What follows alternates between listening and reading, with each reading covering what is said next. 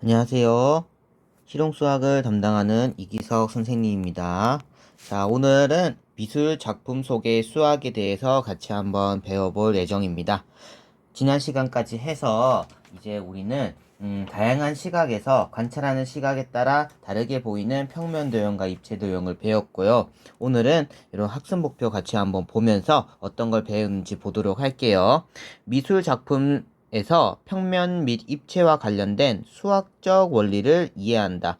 미술 작품 속에 있는 수학적 원리를 같이 한번 배워보도록 하겠습니다. 첫 번째, 비례를 사용한 원근법이라는 건데, 원근법은 미술 작품에 가장 좀 입체감을 주기 위해서 이용이 되는 방법이라고 할 수 있는데요. 읽어볼게요. 물체는 보는 사람에게서 멀어질수록 작게 보인다. 또 평행한 선과 면도 보는 사람에게서 멀어질 때 하나의 점으로 수렴하듯 보인다. 르네상스 시대의 미술 작품 중에는 이와 같은 실제적 관찰에 바탕을 둔 작품들을 찾아볼 수 있다. 생각의 창 문제 볼게요. 오른쪽 그림은 폭이 일정한 도로는 거리가 멀어질수록 좁게 보인다는 관찰 결과를 반영한 그림이다. 1번. 모든 나무의 모양과 크기가 실제로는 같다고 합니다. 오른쪽 그림에서 보이는 이 나무들 크기 차이가 있는데 모두 같다고 할 때 A 위치에 그려질 나무의 모양을 한번 그려보자 라고 합니다. A 위치의 나무 크기는 어떻게 그리면 될까요, 여러분? 그렇죠. 오른쪽에 보이는 이 나무를 그대로 복사해서 A 위치에 그려주면 되는 거겠죠. 따로 그리지는 않겠습니다. 2번. 도로를 표현한 두 선분을 연장하여 만나는 점을 찾아 나타내어 보자. 이 도로를 직선으로 해가지고 연장을 한번 시켜보도록 할게요. 선생님이 여기 직선을 가지고 와서 하는 게 더 낫겠죠. 여기서부터 이렇게 연장시키고 여기도 연장을 이렇게 시켰을 때 만나는 점 보이죠, 여러분? 여기에 동그라미 쳐줍시다. 이런 점을 이제 뒤에서 소실점이라고 얘기를 할 건데 이런 점이 나타나는 그림에 대해서 한번 보도록 할게요. 자, 넘어갑시다.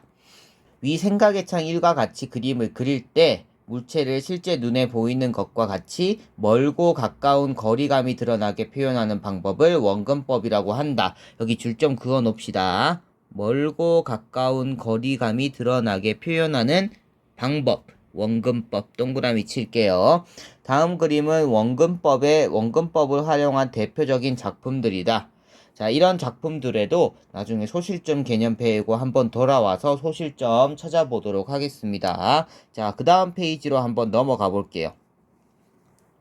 그 다음 페이지에 보면 원근법으로 그림을 그릴 때는 관찰자의 눈으로부터 그리고자 하는 대상까지 직선으로 연결하고 그 사이에 평행하게 컨버스가 오도록 한다. 이때 시선 사이의 각도와 거리에 따라 선분의 길이의 비를 이용하여 그림에서 나타나는 풍경 또는 물체의 거리와 크기도 달라진다. 즉 물체를 가장 마지막에 두고 그 중간에 여기에 캔버스를 둬가지고 그림을 그린다라고 하는 거 참고로만 알고 있으면 될 것 같고, 여기서 중요한 개념이 나오는 거예요. 원근법에서는 관찰자로부터 곱게 멀어져 가는 평행선이 한 점에서 만나도록 그린다. 저거 한번 선생님이 줄을 긋도록 할게요. 자, 원근법에서는 관찰자로부터 곧게 멀어져 가는 평행선이 한 점에서 만나도록 그린다. 이 만나는 한 점을 뭐라고 얘기를 할 거냐면 소실점이라고 얘기를 합니다. 소실점에 동그라미 한번 쳐놓겠습니다. 이렇게 보면 됩니다. 여기 첫 번째 그림에서 봤을 때도 우리가 선생님이 이렇게 점선만 보면 돼요, 여러분. 이 모서리마다 이 점선을 연장시켜서 만나는 한 점을 소실점이라고 할 거고, 마찬가지 두 번째 그림에서도 모서리를 아래쪽으로 연장시켜서 만드는 요 점을 소실점이라고 할 거예요, 여러분. 그러면 그림 작품 속에는 소실점이 어떻게 표현되는지 한번 볼까요? 여기 바로 전 페이지로 다시 넘어가 보세요. 여기 첫 번째 그림. 호베마의 미델하르니스의 가로수 길. 이 그림 안에 소실점이 있는지 없는지, 그리고 바깥에 있는지 안에 있는지, 이 정도로 한번 얘기를 해보도록 할게요. 자, 그림에 따라서 이 그림이 연장시킬 때 어떤 식으로 하면 되냐면 이 나무를 따라서 이렇게 그려주면 돼요. 그리고 이것도 나무를 따라서 이렇게 그려주면 되고, 위쪽에서도 이렇게 올 수 있겠죠. 조금 정확하게 그려볼게요. 이런 식으로 내려올 수 있겠고, 여기서도 이런 식으로 내려올 수 있겠어요. 그래서 여기서 조금 뭐 정확하게 선생님이 그릴 수는 없겠지만 대략적으로 소실점이 이쯤에 위치하고 있다는 거는 알 수 있겠죠, 여러분. 나무와 땅에 이렇게 모이는 직선들을 그려봄으로써 만들어 줄 수 있다는 거예요. 자, 두 번째 그림인 모네의 트루빌의 로슈 르와르 호텔. 이 그림도 한번 볼게요. 원근법이 적용된 그림이기 때문에 소실점이 존재하게 될 거예요. 자, 이런 식으로 선생님이 소실점 길 따라 만들어 줘 볼게요. 이런 식으로 길 따라 만들어주면 일단 여기서 만나는 걸 알 수 있는데 이 건물들도 보세요, 여러분. 건물들도 이 점을 따라서 이쪽으로 지금 모이고 있다고 볼 수 있어요. 가로수도 이렇게 모이고 있다고 볼 수 있고 깃발도 이렇게 모이고 있다고 다 볼 수 있겠죠. 여러 가지 선을 그려줌으로써 소실점은 이렇게 찾아줄 수가 있다는 거예요, 여러분. 이렇게 원근법이 들어간 두 그림에서 소실점이 이용이 되고 있다는 사실 알고 있으면 될 것 같습니다. 자, 그 다음 다시 페이지 넘어가서 열린 교실 1번 문제를 한번 보도록 할게요. 다음 그림은 원근법을 이용하여 그린 것이다. 원근법이 있으니까 소실점 만들어줄 수 있을 거예요.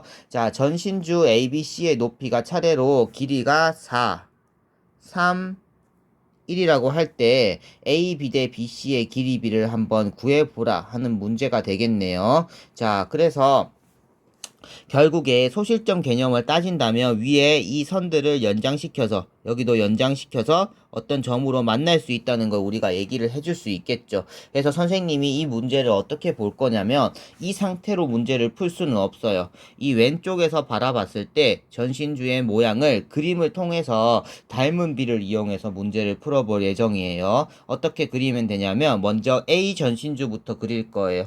이렇게 좀 길게 그려주면 되겠죠, 여러분. 반듯하게 그려볼게요. A가 가장 길고 그 다음 짧은 게 B죠. B를 이 정도 길이라고 한번 볼게요. 직선을 이용해서 그려볼까요? 그게 조금 더 깔끔하겠죠? 자, A 전신줄을 이렇게 이 정도 길이를 볼 거고 그 다음에 B 전신줄을 한 이 정도 B 전신줄을 이 정도 길이로 한번 보겠습니다. 그리고 그 조금 지나서 C 전신줄가 가장 짧죠. C 전신줄을 한 이쯤의 길이를 본다면 이렇게 직선부터 만들어 볼게요. 직선을 만들고 이렇게 직선 이용하니까 조금 그리기가 힘드네요. 그냥 선을 이용할게요, 여러분. 그냥 손으로 그릴게요. A 전신주 중요한 건 아니기 때문에 B 전신주, C 전신주 이렇게 만들고 이런 식으로 연장선을 그려서 쭉 한번 이어 볼게요. 요거를 선생님이 다 알파벳을 붙일 거예요. 처음에 A, B, C가 있기 때문에 여기서부터 A, B, C를 이렇게 붙이겠습니다. 그리고 조금 더 이제 연장을 시킬 거예요. 이쪽으로 연장을 시켜서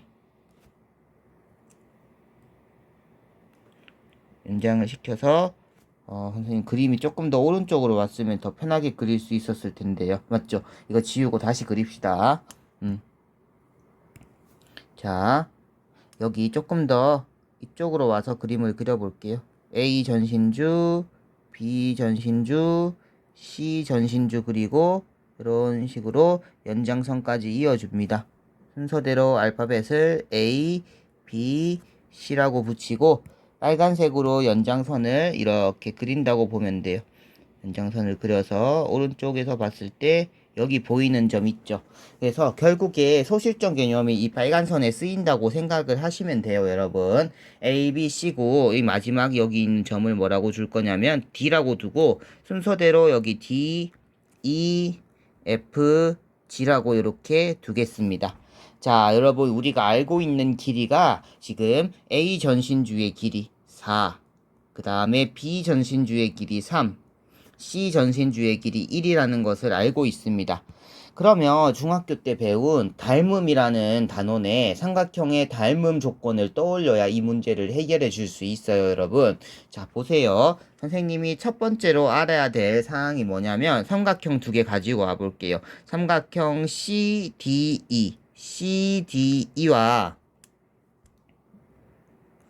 삼각형 BDF를 가지고 와 볼게요. 여기 알파벳에 따라서 여러분도 한번 손으로 이렇게 그려보는 연습을 해보세요. 자, 두 삼각형은 닮았어요. 닮음 조건은 어떤 조건일까요? 여러분, 닮음 조건들의 두 각이 똑같으면 AA 닮음이라고 해가지고 우리가 기호로는 S자를 눕혀 놓은 것처럼 이렇게 적을 수 있다고 했었어요. AA 닮음이 돼요. 각이 왜 똑같은지 여러분 눈에 보이나요? 일단 한 각은 여기 공통이 돼요. 한 개의 각은 공통인데 전신주는 지금 평행해요. 평행하기 때문에 여기 있는 각과 여기 있는 각은 같은 위치에 있는 각이라고 그래서 동위각이라고 부르죠. 동위각으로 똑같다. 아니면 이 각을 쓰기 싫다면 여기가 90도이기 때문에 90도로 똑같은 각이 한 쌍 더 존재하기 때문에 AA 닮음이 된다라고 하면 돼요. 여기서 A는 앵글의 약자, ANGL의 약자 A를 써서 각이 같다는 것을 의미하는 겁니다. 이게 AA 닮음이기 때문에 닮은 비가 항상 똑같아야 돼요. 그럼 닮은 비를 쓰려면 선생님이 이렇게 쓸게요. CD 대 BD는 CE 대 BF, CE 대 BF이기 때문에 몇 대 몇이 되는 거예요? 그렇죠. 1대 3이라고 보면 되죠. 전신주의 높이가 CE가 1이고 BF가 3이기 때문에. 자, 그래서 여기서 적을 수 있는 게 뭐냐면 CD의 길이를 A라고 둔다면 BD의 길이를 3A라고 둘 수 있겠죠. 1대 3이기 때문에 1대 3이라고 해가지고 길이가 1, 길이가 3이라고 적으면 안 되죠, 여러분. 절대 아니에요, 비례식에서는. 비례식에서는 1대 3이면 실제 길이는 A라는 미지수를 사용을 해서 CD의 길이를 A, BD의 길이를 3A라고 두면 되는 거예요. 자, 여기까지 하고 한 번 더 똑같은 작업을 다른 삼각형에 대해서 해볼게요. 삼각형 BDF랑 똑같이 더 큰 삼각형, 이제 가장 큰 삼각형인 ADG를 한번 보세요. ADG. 요거는 AA 닮음이 되겠죠. 자, 그래서 여기서도 닮은 비를 쓰면 BD 대 AD는 BF 대 AG가 되어서 BF 대 AG는 몇 대 몇이에요?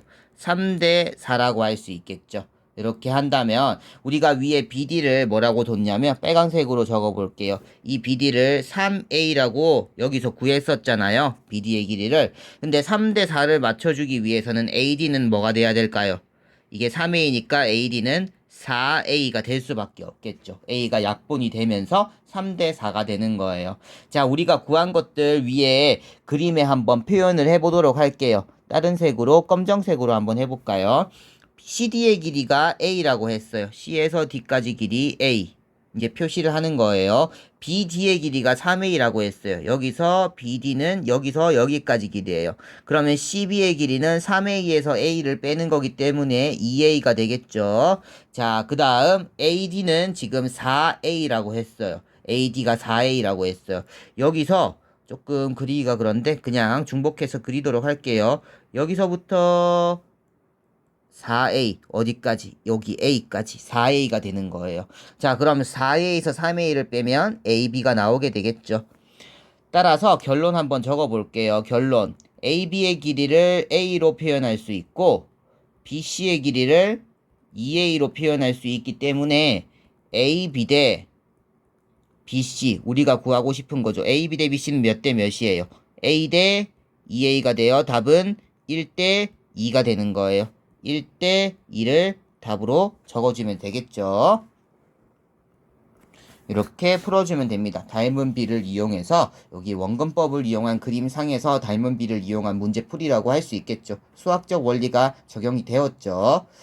자, 오른쪽에 잠깐 수학에 있는 내용도 같이 보도록 할게요, 여러분들. 여기서 다음 그림에서 이렇게 BD랑 CE가 이렇게 짝대기 두 개 뭐예요, 여러분? 이거 평행이라는 기호예요. 이거는 평행이에요, 평행. 서로 만나지 않으면서 쭉 뻗어 나간다는 얘기겠죠.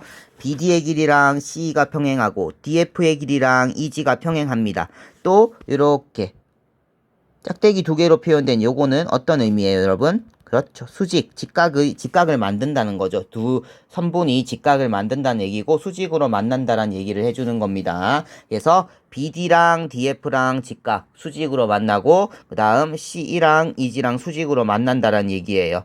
여기서 AD 대 AE랑 BD 대 CE가 같다는 거예요. AD 대 AE가 어디 있어요? AD 대 AE 이렇게 있죠. 자, 첫 번째, 그러면 AD 대 A랑 BD 대 C가 같은 이유가 왜일까요? 요거 왜 이렇게 나오는지 여러분들 알고 있어야겠죠? 그 이유는 바로 닮은 비예요. 닮은 비. 삼각형 ABD랑 닮음이다. 삼각형 ACE가 닮았어요. 여기 좀 그려주면 여기 보이는 이 삼각형과 여기 전체 크게 보이는 요 삼각형이 닮았다라는 거예요. A가 공통이고 여기가 각이 직각으로 같기 때문에 AA 닮음이라고 할 수 있겠죠. 그래서 닮은 B로 AD 대 AE가 BD 대 CE랑 같다는 거예요. 그럼 두 번째 것도 한번 볼게요. AD 대 AE는 똑같죠. 요 길이는 똑같은데 지금 옆에서 보면 DF 대 EG가 또 길이 B가 같다고 해요. 요 삼각형이랑 빨간색으로 그리고 있어요. 그리고 전체 요 삼각형이랑도 닮았죠. 빨간색으로 적어 볼게요. 그 이유는 삼각형 ADF가 닮았다. 삼각형 AEG랑 마찬가지로 닮음 조건은 AA 닮음이 되는 거예요. 이렇게 해서 닮은 비 때문에 요 두 가지가 나오는 거예요. 닮은 비라는 게 진짜 중요해요, 여러분. 닮은 비 때문에 두 가지가 나오게 됩니다. 이렇게 했을 때 여러분들 이제 형광펜으로 한번 그어 볼게요. AD 대 AE, AD 대 AE랑 AD 대 AE가 동시에 들어가져 있죠, 여러분. 동시에 들어가져 있다는 거는 두 개가 같을 수 있다는 걸 의미하기도 해요. 뒤에서 봤을 때 요거 두 개는 어차피 같기 때문에 뒤에 있는 이 두 개를 묶어서 길이비가 같다고 생각을 해줘도 상관없겠죠. 따라서 요 두 가지의 길이비를 밑에 BD 대 CE가 DF 대 EG랑 같다는 결론이 나오게 되는 겁니다. 마지막 이 결론이 나오는 이유가 닮은 비상에서 앞쪽이 똑같기 때문에 뒤쪽도 똑같다라는 논리를 적용시켜서 이 식이 나오게 되는 겁니다. 자, 여러분들 마지막에 조금 수학적 원리, 중학교 때 배운 닮음의 원리를 이용해서 문제를 풀어봤는데요. 한 번 더 복습을 하면서 점검을 해보도록 하세요. 자, 오늘 강의는 여기 61페이지까지 하도록 할게요. 강의 듣느라 고생 많으셨습니다.